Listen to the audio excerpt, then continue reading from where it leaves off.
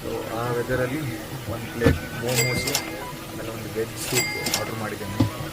ಚಳಿಗೆ ಎಷ್ಟು ಬಿಸಿ ಕುಡಿದ್ರೂ ಸರಿ ಹೋಗಲ್ಲ. ನೋಡೋಣ ಸೂಪ್ ಎಷ್ಟು ಬಿಸಿಯಾಗಿ ಮಾಡಿಕೊಡ್ತಾನಂತ. ನೋಡಿ ಮೋಮೋಸ್ ಸೈಜ್ ನೋಡಿ. ಯೂಶ್ವಲಿ ನಾನು ಬೆಂಗಳೂರಲ್ಲಿ ತಿಂದಿರೋದು ಇದಕ್ಕೂ ಅರ್ಧ ಸೈಜು. ಇಷ್ಟೊಂದು ಕ್ವಾಂಟಿಟಿ. ಸೊ ನೋಡೋಣ ಟೇಸ್ಟ್ ಆಗಿದೆ ಅಂತ. ಸೀರಿಯಸ್ಲಿ ಇಷ್ಟೊಂದು ಟೇಸ್ಟ್ ಆಗಿರೋದು ಮೊಮೋಸ್ ನಾನು ಬೆಂಗಳೂರಿಗೆ ತಿಂದೇ ಇಲ್ಲ. ಮೇಲೆ ಟೆಕ್ಸ್ಚರ್ ಕೂಡ ಸಿಕ್ಕಾಪಡೆ ಸಾಫ್ಟ್ ಆಗಿದೆ.